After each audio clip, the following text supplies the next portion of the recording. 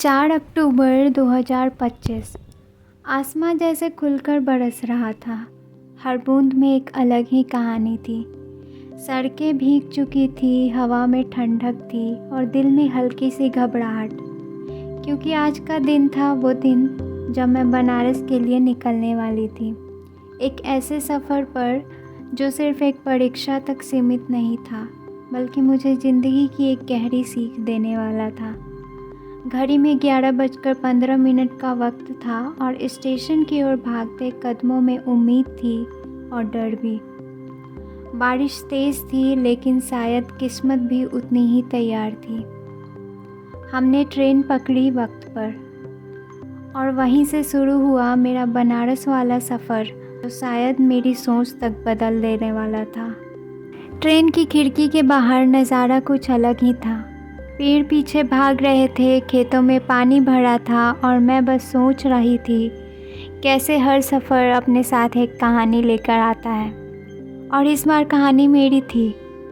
थोड़ा डर था क्योंकि परीक्षा थी, थोड़ी उम्मीद थी क्योंकि मेहनत की थी, थोड़ा पढ़ते हुए, थोड़ा सोते हुए। खिड़की के बाहर देख नहीं सकते थे क्योंकि ऊपर वाली सीट मिली थी। हम धीरे धीरे अपनी मंजिल के करीब पहुंच रहे थे। हर स्टेशन, हर रुकावट जैसे ये याद दिला रही थी कि हर सफ़र चाहे कितना भी लंबा क्यों ना लगे, अगर दिल में मंजिल की उम्मीद हो तो हर पहिया सही दिशा में घूमता है। और फिर कुछ घंटों बाद वो पल भी आ गया, जब ट्रेन की सीटी बजी और हमने मुस्कुराते हुए कहा, आ गए बनारस। थोड़ा पढ़ते, थोड़ा सोते, थोड़ा सपनों में खोते हुए हम आखिरकार अपनी मंजिल तक पहुंच ही गए थे। जब ट्रेन बनारस पहुंची तो बारिश रुक चुकी थी। शहर की हवा में एक अलग ही शांति थी। मंदिर की घंटियां, गंगा की लहरें और उस शहर की रूह, सब कुछ जैसे कह रहा था, डर मत, हर परीक्षा सिर्फ कागज़ पर नहीं होता, कुछ परीक्षाएं ज़िंदगी खुद लेती है। हर परीक्षा सिर्फ कागज़ तक नहीं होती, कुछ परीक्षाएं ज़िंदगी खुद लेती है। सफ़र से थके हारे हम आखिरकार उस जगह पहुंच ही गए जहां हमें रुकना था। लंबी ट्रेन यात्रा के बाद शरीर थका था, लेकिन मन में एक अजीब सी शांति थी। कल परीक्षा है तो आज ज़्यादा कुछ नहीं किया, बस थोड़ा आसपास घूमा, शहर की गलियों को महसूस किया और फिर लौट गया अपने छोटे से कमरे में, जहां हम अगले 2 दिन तक रहने वाले थे। कल परीक्षा से पहले हमें काशी विश्वनाथ के दर्शन के लिए जाना था, क्योंकि जब मंजिल बनारस हो तो बिना बाबा के आशीर्वाद के सफ़र अधूरा सा लगता है। तो आज बस थोड़ी थकान, थोड़ा सुकून और कल की बड़ी उम्मीद। सोने से पहले मैंने सोचा कि एक रूम टूर वीडियो शूट कर लेती हूँ, तो मैंने रूम टूर वीडियो शूट किया। क्या पता बाद में मौका मिले ना मिले। थकान तो थी, पर अंदर कहीं ना कहीं ये एक्साइटमेंट भी थी कि यही है हमारी मंजिल का पहला ठिकाना।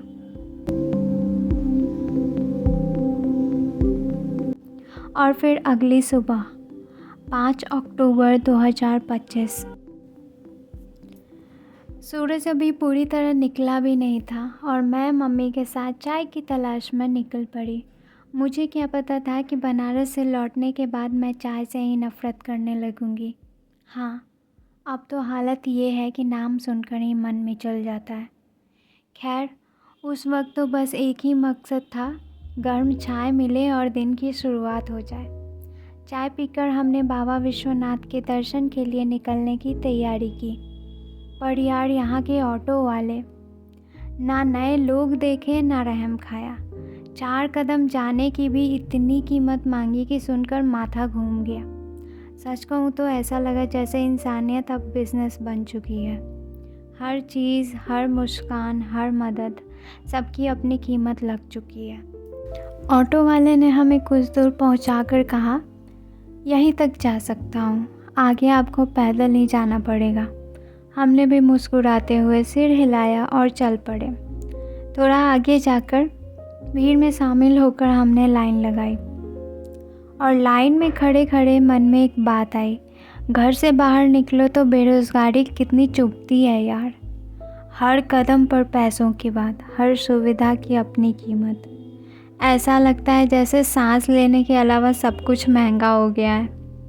लाइन लगे लगे आखिरकार बाबा विश्वनाथ के दर्शन हो ही गए।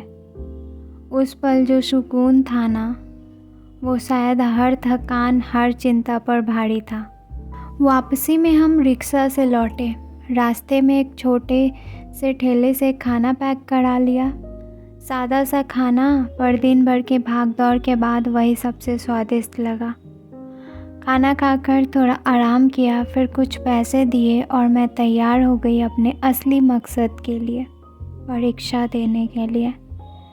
दिल में थोड़ी घबराहट थी, पर उससे ज़्यादा भरोसा। परीक्षा ख़त्म हुई और हम लोग खाना ढूंढने निकल पड़े।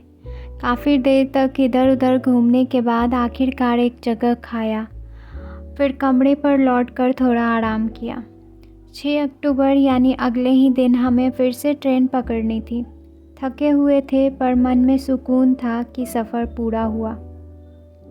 2 दिन में कितना कुछ देख लिया, महसूस कर लिया। कुल मिलाकर मैंने बनारस में 2-3 बार ही ठीक से खाना खाया होगा और घर पहुंचते ही हालत बिगड़ गई। इतनी ज़्यादा कि आज 14 अक्टूबर है, मैं ये वॉइस ओवर कर रही हूँ और अब भी रिकवरी चल रही है।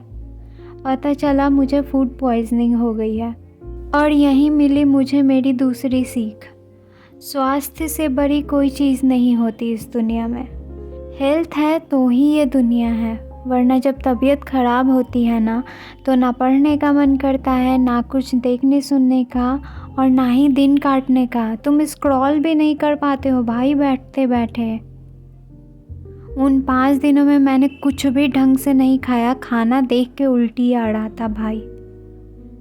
दिल से कहा बाहर जाओ तो कुछ भी मत खाओ यार। और हाँ, जाते वक्त मेरी मम्मी ने बनारस स्टेशन से सेब खरीदे थे।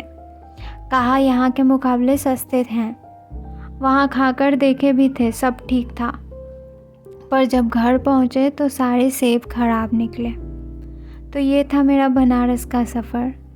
थोड़ी बारिश, थोड़ा भागदौड़, कुछ सीख, कुछ हंसी और ढेर सारा एक्सपीरियंस जो शायद ज़िंदगी भर याद रहेगा। कभी कभी सफ़र छोटा होता है, पर सीख बहुत बड़ी छोड़ जाता है। और इस बार बनारस ने मुझे सिखाया कि मंजिल चाहे जो भी हो, पर रास्ते में अपनी सेहत और सुकून कभी मत खोना।